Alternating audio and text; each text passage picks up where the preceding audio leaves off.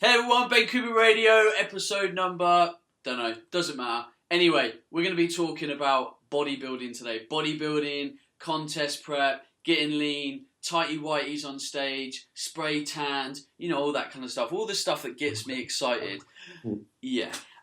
So a while ago we had Stephen Box on the show. We went through a big 2-part series on kind of bodybuilding, his experience, his passion for it, different ways and techniques that we can kind of look at this stuff. And for me that was insightful. It was a great interview. We've had Lane Norton on the show before, giving loads of insight into the contest prep scenario. Eric Helms. We've done it well, but there's a different angle I want to go at it. Let's look at me. I'm someone that doesn't want to get up on stage. I don't appreciate it. Don't think it's, I just don't want to do it. I like playing rugby. I like being a little bit chubbier. It's cool.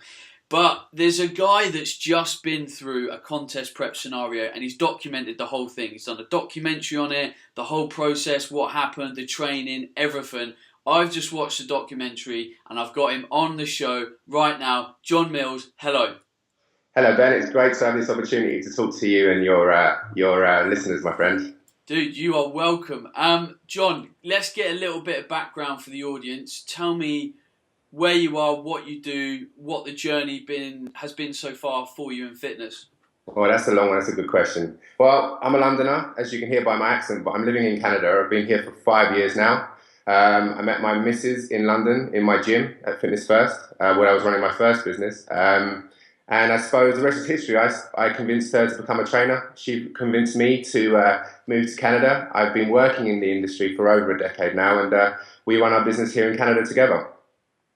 Nice. So what first ever got you into being a PT? Like, what was the stimulus? I think I lost my way a few years ago. I'd say in my mid-20s, I lost my way. I was a frustrated athlete. I was looking at maybe getting to Sydney 2000. Who knew that I was, when I was a youngster, I was swimming competitively. And I lost my way, decided that I was going to try and get back into fitness. And I didn't want to work for anybody else. I wanted to work for myself. So, I'm passionate about helping other people make, really good decisions and healthy changes in their lives. Let me ask you a question about kind of you being a personal trainer, because I personally believe that all the best PTs, practitioners, health coaches have been through like a difficult aspect of their journey. Like, I believe I'm a good coach because I was obese, had IBS, ADHD, so it gives me a huge amount of humility. Now I see a lot of people in the fitness industry that used to be like good at sport at school. It almost came a bit easily, so they didn't necessarily have that kind of compassionate side to their job. That's true. Do you feel that that's naturally a character trait with you, or you almost had to try and develop that? Because being an ex-athlete, you could quite easily almost be a bad coach because you're used to being, having a better genetic hand almost. Yeah, I think that's a good point. I mean, I suffered from depression in my mid-20s, and it almost killed me, to the point where someone actually saved my life. Wow. Okay. I was standing on Tower Bridge and someone actually saved my life. So every day that I'm on this earth is a present. It's something that someone else gave me. So I try and better myself and try and help other people with this second chance that I have. Throughout my life, though, I've always cared for people. I've always cared about myself. Obviously, other than the darker days that I had, I was always very focused, very driven as an athlete. But having lost my way, it did give me a little bit more humility when it comes to helping other people and sort of being able to understand. Everyone has a journey. Everyone has decisions to make, tough times, and it's how you bounce back, really. We've talked about depression a lot on the show. By the way, you just owned me on that question. We talked about depression a lot on the show because I think it's actually very common in fitness industry, because body dysmorphia, I think, is really a big problem. We're obviously going to go into this a little bit because we're going to talk about contest prep, which I think has the biggest section of the problem in the fitness industry. What do you think kind of led to the depression, and what kind of brought you out of it, apart from obviously someone saving your life at that particular time? Because it's obviously a very unique perspective, anyone going through depression. I'm just wondering if you can share any insights for people that might have similar trains of thoughts as you. Yeah, no, I mean, I say everyone's story is a little different, right? But volatile upbringing to a certain extent. My mum divorced my first father, moved to UK, remarried. Unfortunately, that didn't work out. We got our house repossessed when I was 13 years old, and I had a very promising swimming career ahead of me. Unknown to me, obviously, looking back now, I can reflect on it a little bit more. I was, training twice a day, and then we ended up getting moved on to quite a rough council estate. So my whole world 360 really, and I think I just think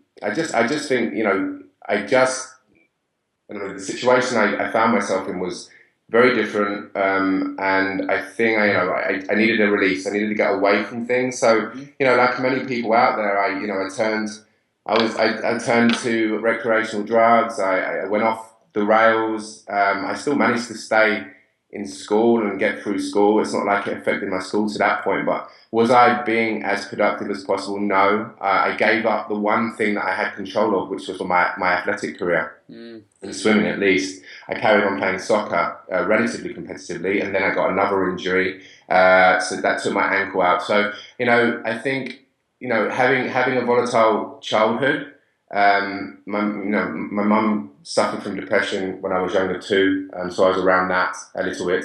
And I think your environmental factors growing up play a massive part of who you become. And I lost myself until my mid-20s, and then unfortunately or fortunately, whichever way you look at it, there was a day where I just couldn't take any more, and someone else made the choice for me. I mean, I had made that decision to quit. I can't imagine it now. But when I talk about it, it's pretty real. I can't imagine being on that bridge anymore, ever again. But I do speak to people, and they do, my story does resonate with them, because, everyone's had that turmoil, and to a certain extent in their lives. And, it's how you bounce back. It's how you change your perspective, and how you pull people in that are close to you and build new relationships with people that are valuable to you. Fascinating. Okay, John, let's get into the beef of this topic today. Right.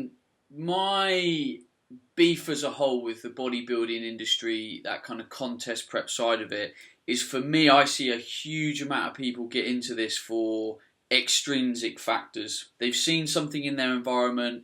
They're on Instagram following all these fitness models. They've seen a show on Facebook, the highlights, and there's not ever really anyone that does it for a true intrinsic factor and gets what I see as the actual reward out of it that they expect, and thus the visualization of what they thought would make them happy by going through that process never actually happens. So you doing your bodybuilding prep, doing the show, why did you do it?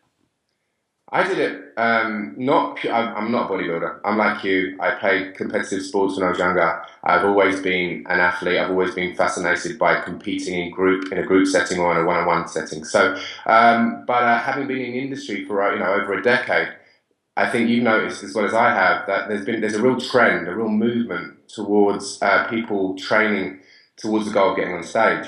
Being around it a lot more, I noticed that people were doing it for the wrong reasons, as you say, potentially. I mean, I'm no one to judge what the right reasons are, but potentially harming themselves in the process by choosing or being given, generic training programs, generic nutrition plans, asking people to take diuretics, fat burners, crash dieting, overtraining, and then on the other point, you also got the steroid topic, which is is up for debate too, to be honest, because I'm a natural athlete and I always will be.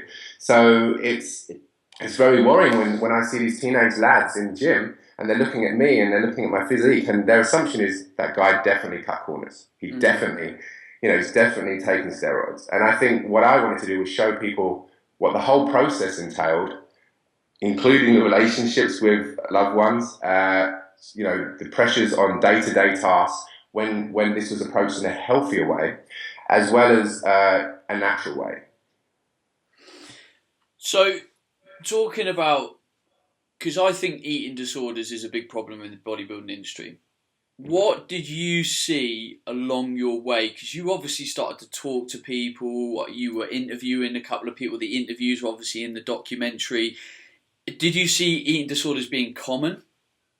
I think from the coaches and the athletes that I interviewed, there's a common knowledge that is an unfortunate part of the process that some people, and some people that take on this goal of getting on stage, unfortunately, are open to. Even people that didn't expect to suffer with issues would suffer from some issues. Body dysmorphia being, I think, more predominant than any. I think we all suffer from a bit of body dysmorphia, to be honest, if we're working in gyms surrounded by mirrors.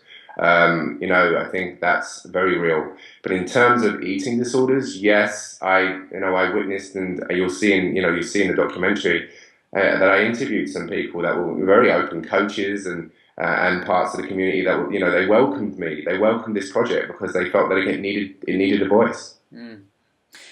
Talking of habits that kind of got developed, tell us about the habits that you couldn't almost break away from at the end, because there were some habits, because there's a great bit in the documentary where your wife walks in on you, or you tell the story of your wife walking in on you, weighing yourself at 5:30 in the morning, and that day you'd weighed yourself like 3 times or something. Like, what could you not break, and it almost seemed like you're on autopilot doing this stuff?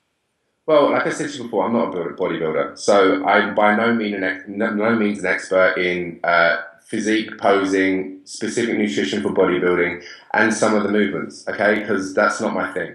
So I hired a coach, and and he's a young guy, but he looks at things from a very scientific point of view, like we do. So we definitely got on that level. But I pretty much said, give within reason. I'm in your hands. Let's do this together. But so he had me. I had to weigh myself every day. We did measurements every week, circumference measurements, body fat, and I had to measure all my food out as well, obviously, which is nothing new to anybody that needs to, change their physique specifically, because that's something that really, really does work, obviously. Mm-hmm. So it becomes all-consuming, and I don't weigh myself every day now, but post-show and even during that process, you become fixated by the number. Even though I know full well that my body's weight can fluctuate on a daily, weekly basis, depending on my hormones, depending on my water retention, mm-hmm. and a number of things, right? But you become fixated with the weight. And so I went to the bathroom at 1 o'clock in the morning, and she was up at the same time, and I was standing there on the scales, and she's like, "What the hell are you doing?" Mm-hmm. And I'm like, "I don't know, I'm just on the scale." You can imagine. The more preps that people go through, and if you don't break away from the structure for a period of time, it's definitely challenging. Mm. So coming back to some of my earlier points where we were kind of looking at getting a reward out of bodybuilding, the contest prep process, you did in the film it kind of looked like it was quite a small show, but you won a pro card as a result of it. So was it a small show or not? So this is obviously, I mean, the guys, people that are going to watch the documentary, they're going to see what happens, right? But it wasn't meant to be. That show this time, or the same time like the year before, had 20 guys on stage. So we were planning for 20 guys. Oh, wow. So it was very different. So even though I tried not to show that I was that disappointed, the day that I turned up after all the prep, I was really, it threw me for a loop. But you know what? The whole point was, it was to go and compete against others, but it was to show people the process. Mm. The struggles were real. The science that we threw out there was real. The message was very, very real and poignant. So I just had to keep that in mind and go out and do the best I could. But I should have been competing against 20 others. I chose to do a natural show, and there are not as many natural shows out there. You're competing with, other companies in Canada, for example, and the same in the UK. So I should have been competing against 20 people, not 4, which was a little unfortunate. But see, this could potentially paint a picture that, let's say you were expecting 20 guys, that there's an awful lot of people getting this stuff wrong. Because if I pulled out for a show, there'd be a reason for it. I probably wasn't ready. I've under-anticipated how much work, the dedication, all that kind of stuff. And you went out in the documentary to kind of prove that. And, there was a big handful of guys that didn't turn up on the day. So perhaps they've really underestimated what it takes to actually do this. Potentially, it was the first show of the year as well, because we were getting married. We got married last June. So I had to do that show anyway, really, within a week, because we had the wedding to plan for, then we were going away. So it seemed to make sense, but it was the first show of the year. In hindsight, now I know the industry a little bit better.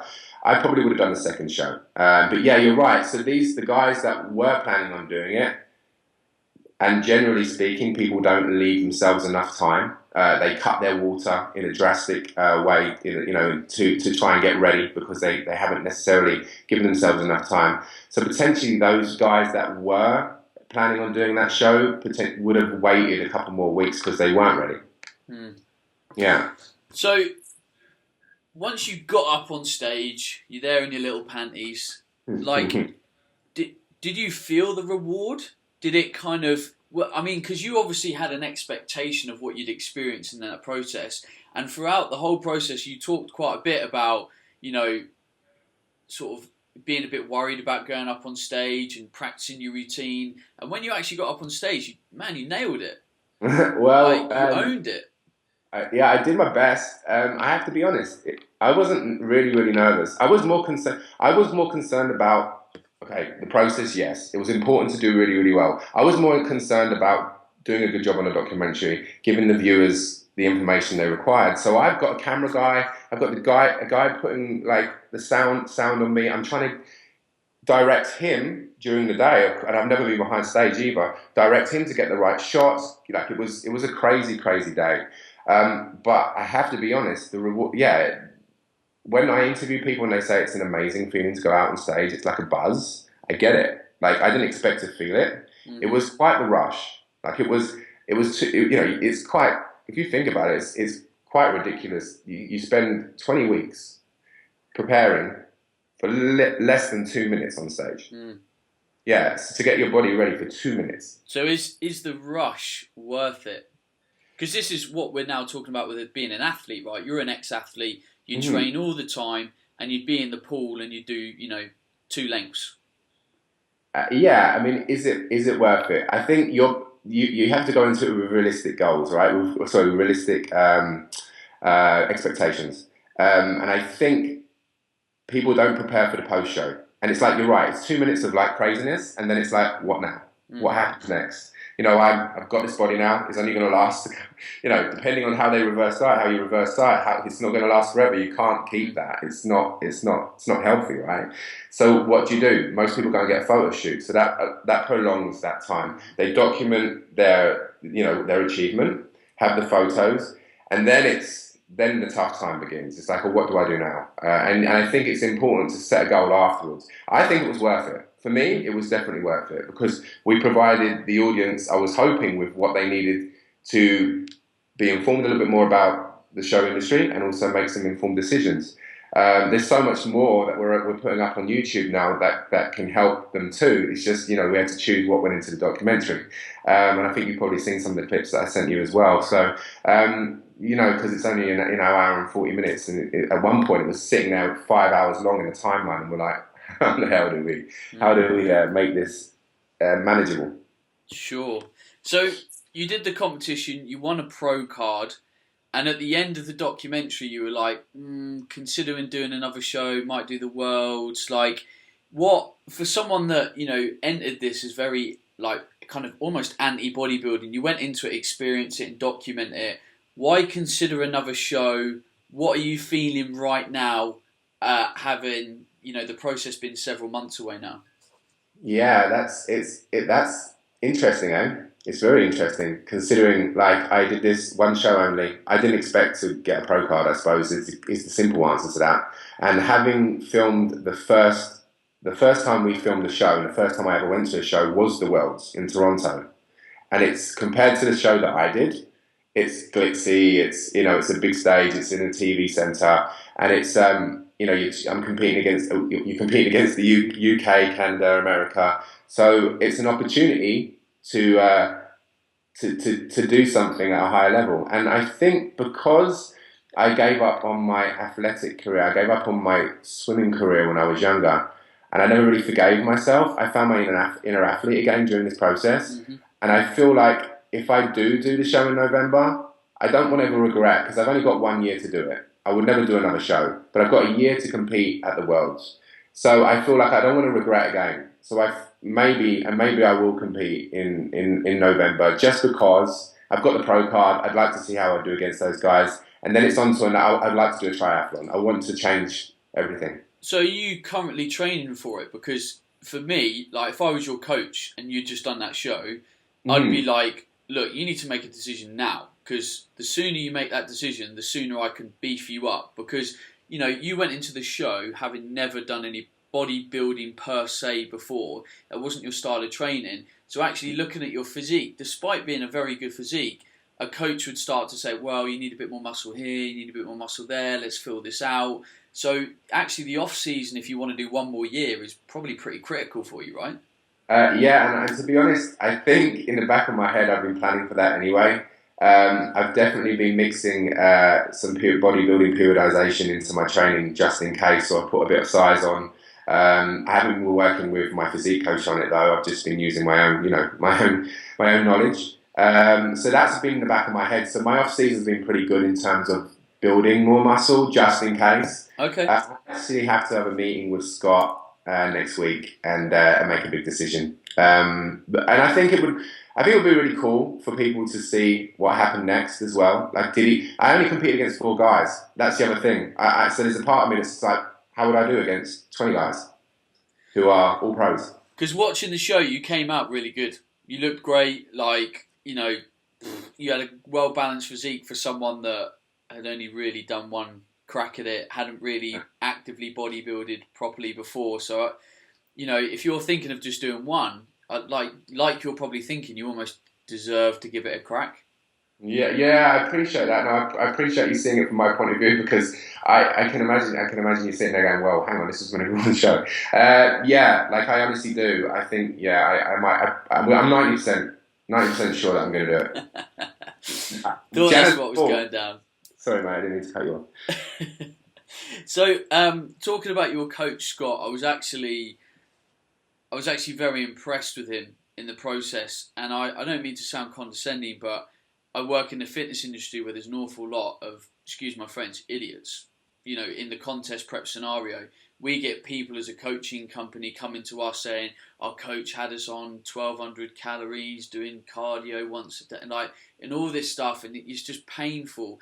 And every time you sat down with your coach or your coach was about to speak, I was almost like biting my finger a bit, going, oh, what's Scott going to say? I was almost waiting for him to go, just have a blunder and me go, oh, why did you do that? But he was a very good coach, and what was beautiful about his coaching process is that he was very relaxed through the process. And even when you were maybe a bit uptight, you were maybe being a bit more analytical about things, he was just very real about everything. The posing, the food, the training. He was just a nice guy. Do you know what? Like, as I say, this documentary would never have been made if I hadn't met Scott in my gym. And he's a traditional bodybuilder, I felt anyway, looking him over in the corner, and he gets a foam roller out, and I'm like, hang on, bodybuilders don't use foam rollers. What's going on? And then we started to pick each other's brains and start to talk. He's a young guy, but he doesn't stop reading. He is so interested in his subject area. He's such a professional at such a young age. So I think he's got a very good, long and good career ahead of himself. I think he would be honest to say that maybe on the surface he looked relaxed, but I afterwards speaking to him, I think this put a lot of pressure on him as well. Because obviously he was being filmed. He knows that people like you. He's now going to get judged. Going to dissect it, and there's so much more science that we would have liked to include, which I think we will share on YouTube as to and we may even do a Q&A as to why we did things, because I think people are going to assume. And I hope they don't assume that any of this was generic, because my calories were set and my macros were set based on weeks and weeks and weeks of information that we had before. It wasn't. My carbs won't be able to relate to anybody else. I was already on quite a low carb diet anyway. That I just found my natural rhythm, and I enjoyed eating relatively low carbs, higher fats, and higher protein, and I found that worked with my lifestyle and my training. I think that's what you do and what we do is very similar, is that everyone's diet is specific, right? And I think people need to understand that when they see those numbers, they can't go and replicate those because it's important, right? Yeah, definitely. It was also nice that he talked a bit about. Well, you kind of talked it secondhand about kind of following a very much if it fits your macros. Like there was flexibility in the diet. Nothing was. Yeah, you had to follow your numbers, but if you wanted to include something in your carbohydrate intake, like a bag of Skittles or something, then you could.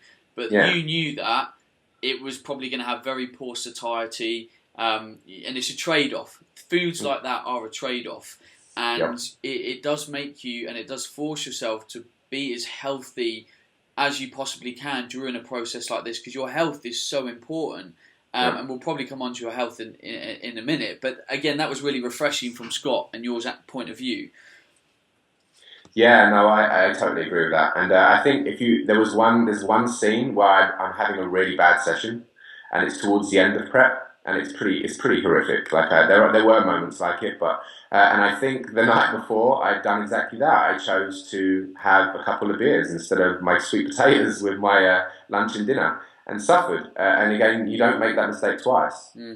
No, especially towards the end of prep. It's a flexible diet and it's there, but as long as 90% of your foods are coming from, food choices are coming from whole foods and good food sources, if you're eating rubbish, your body's going to suffer. Mm-hmm. Right, John, we're going to end this podcast here because we're doing 2 parts. We've said we've got lots to talk about. We're going to do 2 parts. So give everyone that's already intrigued where they can go and find this documentary, and give them your social tags and stuff. Because I always say to people, look, come and say hello to me and John on Twitter, ask a question. So give them the info, and we'll repeat it in part 2 too. Perfect. Well, you can download Peak Physique Journey to the Stage on Vimeo. You can also download it at www.peakphysiquefilm.com. I've given all your listeners a special discount code, so they can use your name, Ben Coomer, of course, and then they'll get a discount. I think it's about $3.99 UK sterling. So depending on the exchange rate on the day. So so they get a special discount. First 200, I believe, to download that will get that discount. Well, that's a bargain, isn't it? Meant to be £10. It was closer to $6.99 when you first saw it out there. Yeah. Okay. So peakphysiquefilm.com, and what do you need to enter at the checkout?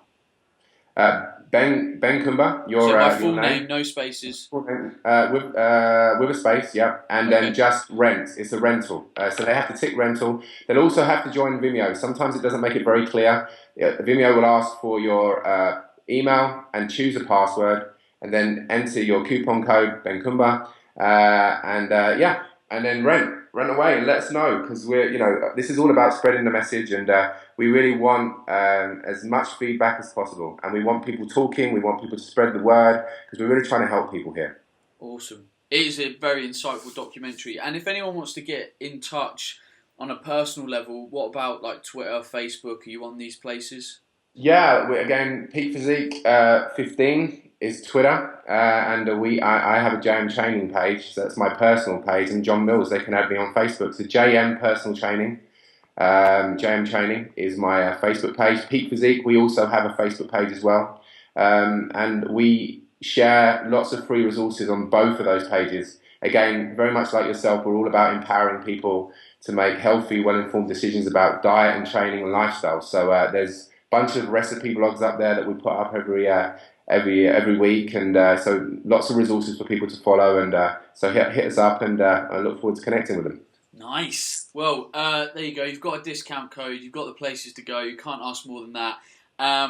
John, thank you very much for being on the show for part 1.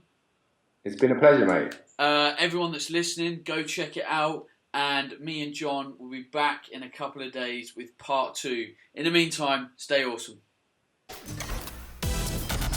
Hey everyone, Ben Cooper Radio. We are back.